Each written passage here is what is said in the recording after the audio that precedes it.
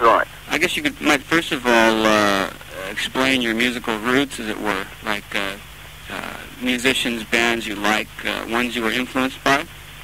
My musical roots are very interesting. Actually, I was influenced by certain films more than music. Apocalypse Now is one of them. Clockwork Orange, you know. And I liked bits and pieces from various groups, you know.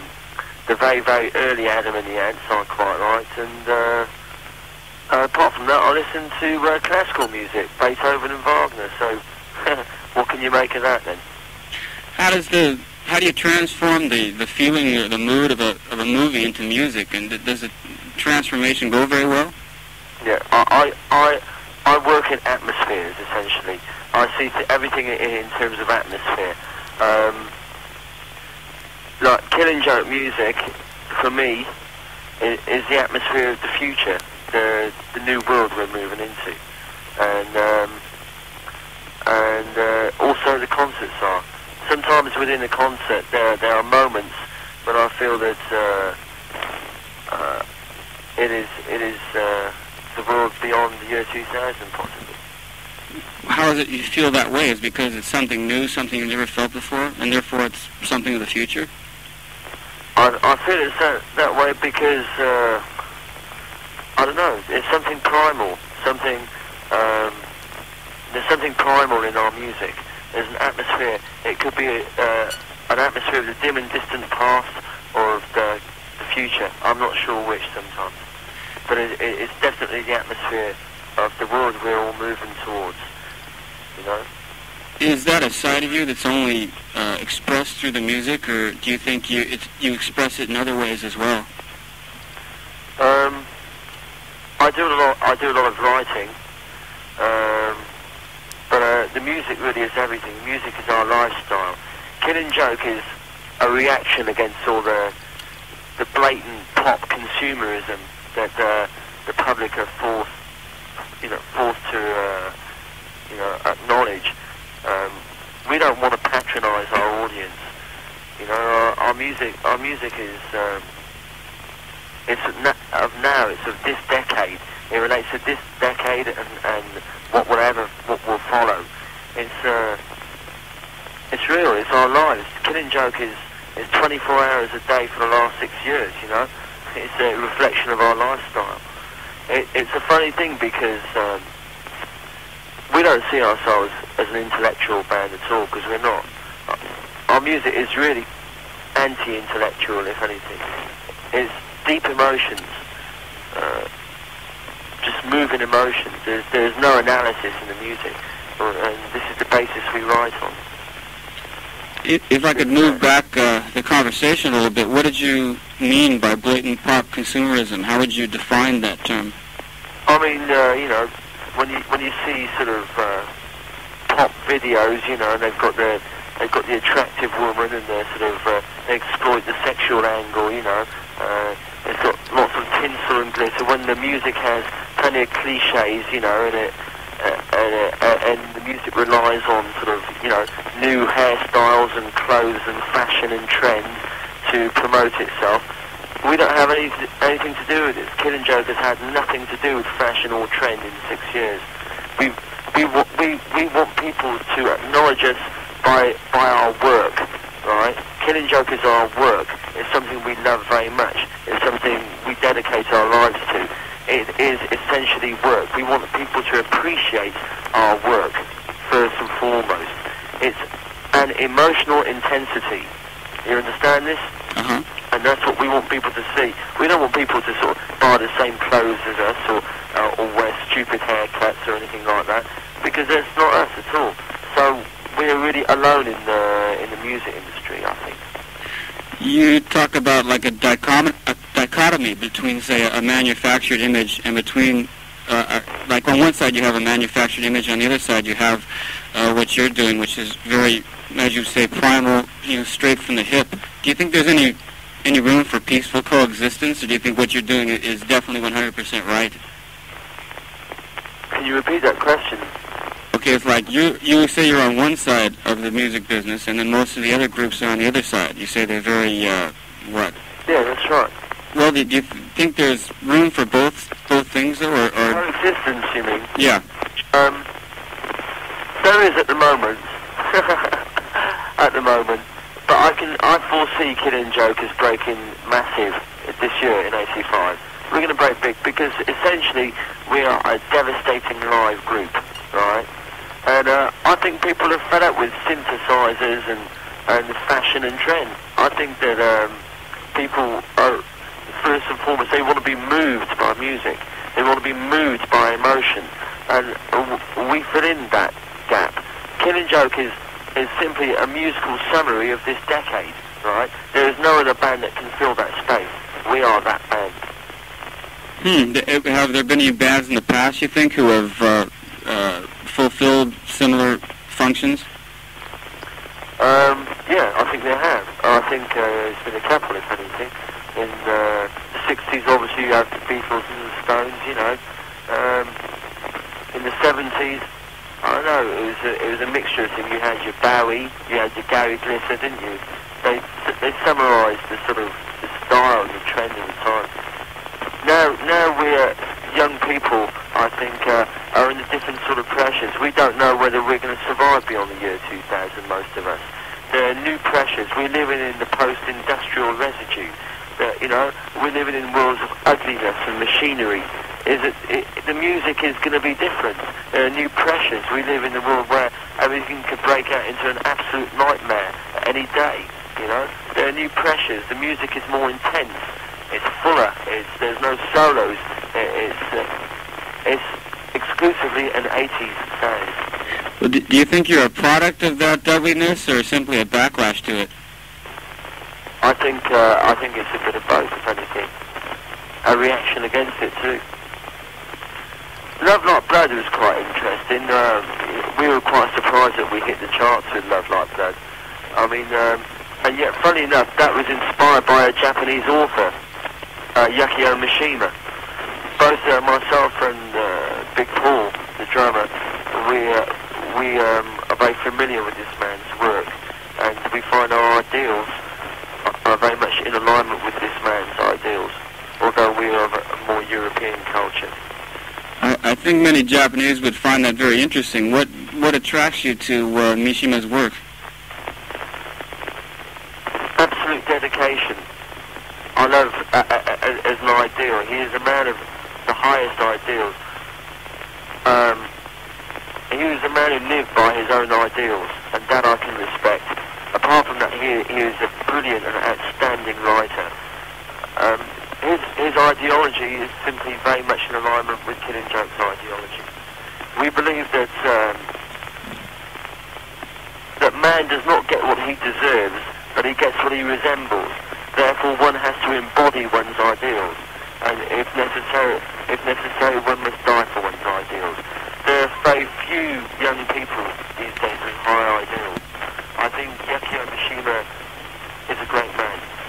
Well, what? Love Like Blood was inspired by a lot of experiences we were going through at that time, and our commitment to our own music, and also the fact that we're reading a lot of Mishima's work at that time. Is there any one of his books that particularly stands out in your mind? Yeah, it's the first of his tetralogy, which is called Spring Snow. I think this is just brilliant, absolute brilliance. I also am very fond of the samurai ethic in modern day Japan and Confessions of a Mask. Both these, I think, are just outstanding works. Well, tell me, what are your ideologies, your ideals? What are mine? Yes. What, in one sentence or two?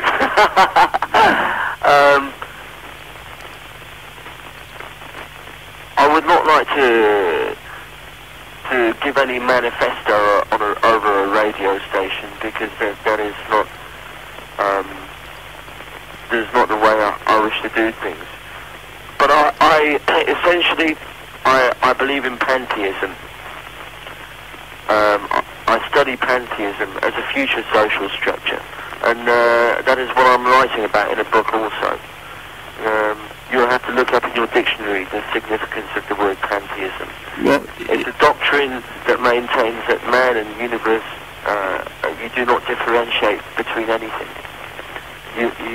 find out yourself. And I like some aspects of the early Japanese imperialism.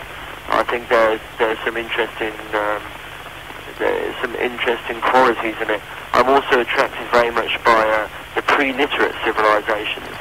I do not think that man in his present state is at the peak of civilization by any means. Well, do you consider pantheism to be the epitome of civilization, or what? I think pantheism, for me, is the absolute social structure.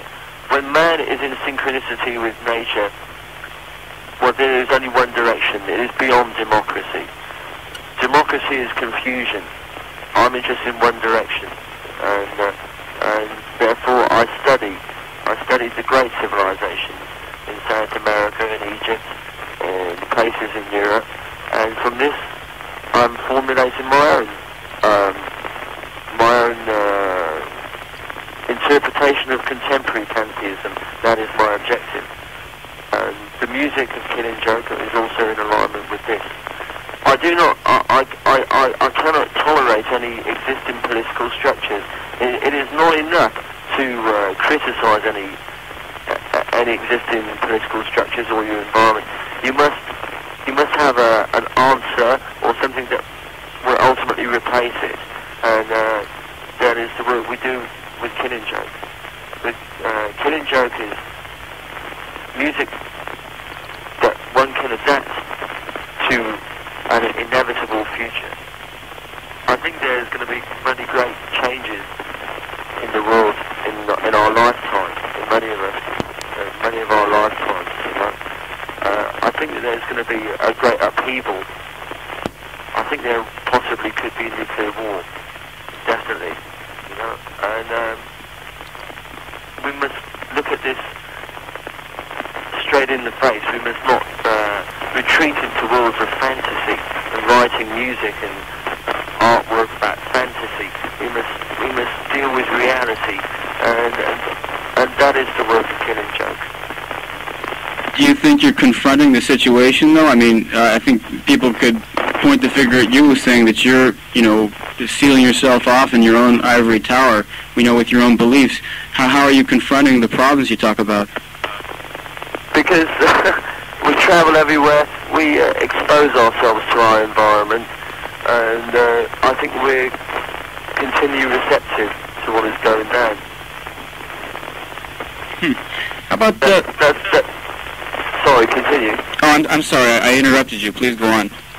I was going to say that it would take somebody watching the actions of every member of the group to really answer that question. Killing Joke is our lifestyle. It's something I found 3 other musicians whose beliefs and ideology and their sense of humour is much in alignment with my own, and therefore we work together. It's really quite simple. Okay, let's put it this way. What do you hope to convey to, say, fans when they come to see a show? What do you hope they'll go away thinking? My task with Killing Joke is to inspire people and to hopefully move these people, to awaken them to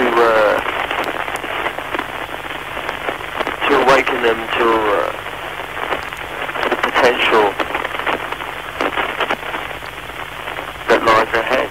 Really, I don't believe in present civilization. It is the task of a few to pioneer something different ahead.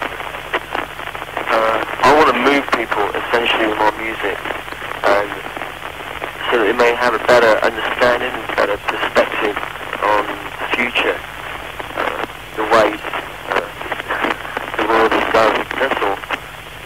Simple as that. It's not intellectual music. It's anti-intellectual music. It's something we just hope people will relate to. It's music. If you want to find the ideals in the music, you must read the lyrics. I just want to move people. I wonder if I could ask you a favor here. This connection seems to be getting worse with each second here. Could you give me the phone number you're at, and if possible, I'd like to call you once more, just so we can maybe get a little bit clearer connection.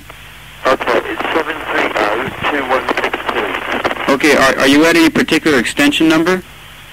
They'll put you through to me, okay? Pardon me? They'll put you through straight to me. Okay, I'll hang up and call once more then. Okay. Okay, just a second. Yeah, okay. Anyway, I was... Getting too, the noise is getting ridiculous. Yeah. It sounds okay now, though. Okay. For a while there were rumors of a split-up. Apparently you went off to Iceland or something? That's right. I went to live in Iceland. I mean, I went there for a number of reasons, you know. After you sort of go from one city to the next city, and all you see is industrial wasteland, and you're playing to an audience that don't believe they're even going to survive the next 10 years. You start thinking. So I wanted to really isolate myself in a country that has very little industry, and there's no pollution, it's very underpopulated, so that I could study some of the things I wish to study, basically. So I went off to Iceland and stayed there for about 6-7 months, and then I came back after that and realised that I wanted to form a new Killing Joke, basically. What did the Iceland trip accomplish, do you think? Well, it was the most important failure of my life, you know. I believe that it's in my lifetime. I think it's important to orientate myself in a country that is underpopulated still and has true progressive potential. England, there's no future in England. So it's too overpopulated. It's too overcrowded. It's not England anymore anyway. It's like Japan. It's America, really, isn't it? I'm not particularly pro-American. I will not try and hide that fact. You know. Anyway, I went over there. I also studied the mythology, the Nordic mythology, etc., which come from Iceland. And I like fishing, and there's good fishing in Iceland. So you're pretty much settled now back in England, though. Well, I've been living in Switzerland for a year. I don't really want to stay in England, no. I would like to move again. Maybe South America or New Zealand, but keep working, essentially, you know, keep travelling. I don't want to stay in England, no, not at all. It's depressing here. Very depressing, you know. I don't like the decisions that are made over here by the government, and I'm sure I can find somewhere a lot more pleasing in my life, for my life. Well, you can't escape governments or politicians no matter where you go, though. Sure, but you can get a better deal. I prefer Switzerland to England if I have to live anywhere. What's good? I don't think about nuclear warfare all the bloody time, and I don't have to see Margaret Thatcher on the television every day. You know, it's a better place. It's more relaxed. Children are still being brought up in Switzerland with believing that the adult world is safe. You know, and this does not take place in England. You go up in the north of England. There's much poverty. You know, there's many underprivileged people. You know, it's a sad sight. I cannot see any future in this country. Where do you come from originally? Well, I was born in Cheltenham, and but I have Brahmin blood in me, high caste from India. But I'm 3/4 English and then 1/4 Brahmin. So I'm of a new race, if you like. We're called cosmopolitan. Mixed blood. There's apparently talk that you're very interested in black magic, or is that a false rumor? Oh, this is nonsense, you know. I study mythologies, and I don't even believe in black magic. Black magic is a creation of the Christian church, basically, you know. I don't even acknowledge this as a concept. I don't even believe in the devil, right? This is absolute nonsense, you know. No, I have nothing to do with that. This is rubbish, you know. I believe in that man must be God. I believe that in the mythologies that I study, that man at one time was God, and until he sees himself as God, he will never realize his fullest potential. You know, that is a fundamental ethic of pantheism. I mean, man is a supreme being. Yeah, to see the meaning of life strictly in human terms, you know, that is what I intend to do. So, in other words, ultimate reverence for human life, then? Yeah, I should think so. And all life, basically. What do you think about, like, these moves being made to save the people of Africa? Well, I have to relate it down to myself, right? And I believe that charity begins at home. For the last 5.5 years, you know, I've just struggled with my friends in Kilimanjaro to keep our heads above water, you know, to be able to pioneer the new style of music that we're playing, and do what we want, and go around the world and travel and play what we want. And to do this, you know, I must be the predator. I must be the consumer. You understand what I mean? In this world, you have the predator or the prey. You understand that? The consumer or the consumed. I would rather be the former. I'd rather be the positive, right? And therefore, I think that there will always be, it's sad, but I think there will always be atrocities and suffering in the world. And I think those people that are fortunate enough to have a healthy body and a healthy mind and an environment, it is up to them to, progress rests on their shoulders. If you think you can accomplish progress by sending corn to Ethiopia, well then that's your opinion. I don't think you can accomplish progress by this. I believe most of the money that's been sent to Ethiopia is not reaching the people that are suffering there. And in this world, the world we're moving into, it is survival of the fittest. That means that if I am weak ultimately, then I must die also. And that is the law I intend to live by. Does that answer your question? For the most part, you talk about charity starting at home, but like, where would you start, though? You must take care of yourself and your own people. Who are your people? Well, my people are my colleagues in my group and the people around me. And that we rely on each other for our own existence. It's a difficult thing to do in the 80s in England. It's a difficult thing to do for a group to live on their own music, to live on this only, especially when they play uncompromising music. It's a difficult thing to do. It's an accomplishment to actually achieve some sort of equilibrium. Do you constantly feel difficulties in doing that? There has been many difficulties. You know, I mean, we don't play commercial music. It's as simple as that. It's only now that we're starting to play really big places to an average audience of about 3,000 every night. We've just done a European tour, you know, and it's been sold out. We've just done 60 concerts. Can you imagine that? 60 concerts, right? And every night it's been sold out. So it's going good now, you know. But we've worked for 6 years to get to that stage. 6 years, can you believe that? But now, instead of being one of the people struggling, you're one of the people on top, and certainly, and becoming an object of derision for those who are now struggling. No, because nobody's ever helped us. We've helped ourselves. And if you're strong, you must help yourself. If you have the will to succeed, then you will succeed. And I think it's really quite as straightforward as that. What do you think of British music journalism? Well, put it like this.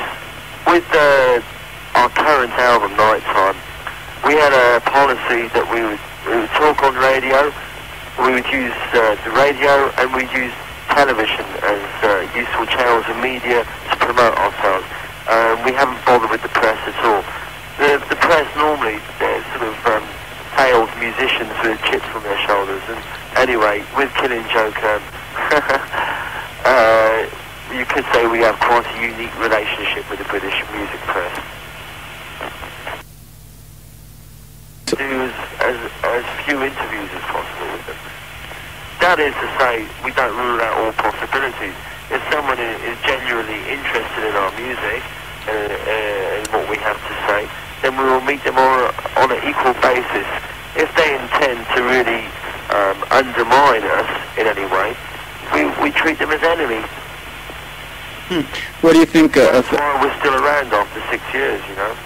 I think it's the most dangerous thing for a group to be is to be a press darling. Do you understand? Very dangerous thing for a group to be. Do you think that eventually, when the trend and the fashion is not in your favour, they will eat you up, right? They will destroy you. We made enemies of the press from the very beginning, and so we're still around. People listen to our music. They don't read the reviews. They listen to our music, and that's why we're still in existence. after 6 years of struggling, why do you think the breakthrough has come now?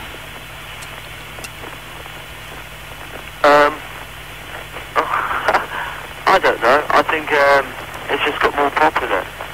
I don't know. I can't answer that. There must have been something that broke you, though.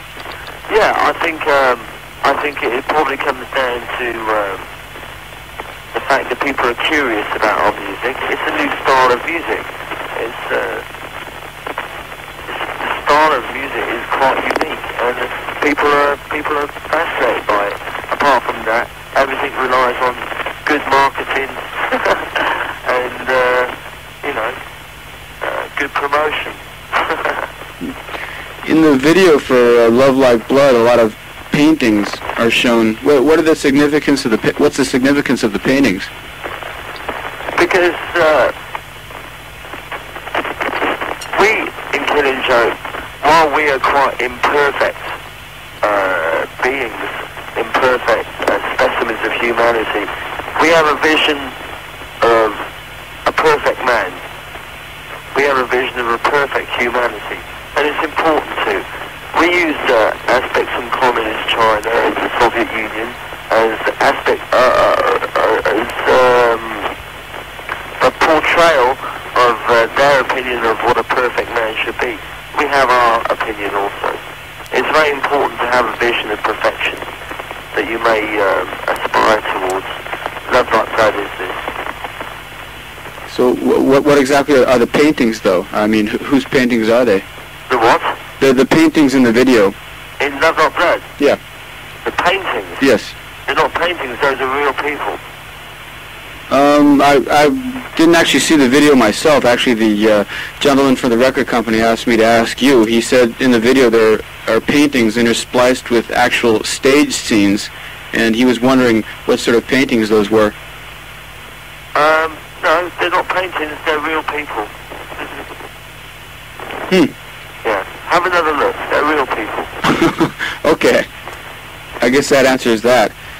Tell me, you said you've read up a lot on Mishima. Do you know anything else about Japanese culture? Yeah, I know bits and pieces. I don't profess to know anything until I arrive there. Maybe some people can teach me many things, you know. I have a basic understanding of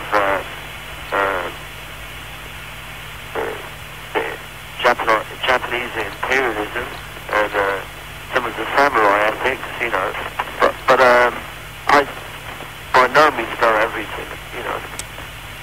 Well, you mentioned a little while ago that Japan wasn't Japan anymore. It's like a little America. What would... the same as England. England is not England anymore. This is America also. Well, what would lead you to believe that? I mean... Because decisions that are made in Washington affect us directly. And ultimately, our existence depends on those decisions. That's right. In England, I love the architecture in England. I've not been to Japan yet. But I love the architecture in England. And we are having more and more modern architecture is built for consumer purposes. Just for a place built on an economic foundation. They that is you try and get as many people into one building as possible. You know, it's not built from beauty or any inspiration. It's built out of consumers and the law of supply and demand, you know. And this is something I hate. This is the ethics of the West, and I detest this, you know. I'm opposed to this. Our music is radically opposed to this, you know. We're not anything to do with well, what can I say? Essentially, we are a European band with European creative values and European values altogether. We have nothing to do with this. I see the same thing happen in Japan. Everything that is great, you know, I believe that was great in Japan, is decaying. And most important, the principles and the high ideals that were once held there are dying. It's sad. This is America. This is America's thing. What causes decay? Greed, I believe. Greed and the sort of the Coca-Cola and Disneyland culture of the West, basically. It's destiny, you know, but I cannot accept it. You talk about there being big changes. What kind of big changes do you expect or hope for? Well, the big changes I hope for. Well, I don't believe in extinction. I believe that maybe 1/20th of the world population will survive after the year 2000 if we're lucky. And that life will be very, very different. We will not be drinking our beer or listening to records in those days. Life will be very different. That is what I believe. And I think it's important that people start adapting to the inevitable changes now. Just one last thing. I'd like you, if possible, if you have anything to say to the Japanese fans, maybe you could say it now. Yeah, I do. I just want them to appreciate our music for what it is and the values that the music stands for. I want people just to listen to our music and come and see us and talk with us. We want to talk with as many people as possible. And we want to exchange ideas, you know. What can I say? It seems a very stupid thing to do, to talk about music when it should be listened to. And it's as simple as that. I think the one thing that inspires us, and has inspired us over the last 5-6 years, has been our audience, you know, the dedicated followers of Killing Joke, you know. As individuals, they have sustained us and kept us going through our most difficult times. And we've always wanted to go to Japan. It's been a dream of ours. You know, we kept getting the telexes sent back to London saying that Killing Joke is too anarchic to play in Japan. The music is, you know, they thought there would be a lot of trouble. Well, now we are ready to go, and thanks to the Japanese promoters, a dream of ours will be coming true when we arrive in Tokyo, and it will be great to make many new friends. Will you be anarchic? No, we're not anarchists at all. We believe in government. Okay, well, thank you for your time today, Mr. Coleman. I hope to have a chance to see your concert when you play here. Okay, you'll be welcome as our guest. All right, well, good luck then. Thank you very much. Okay, goodbye. Bye.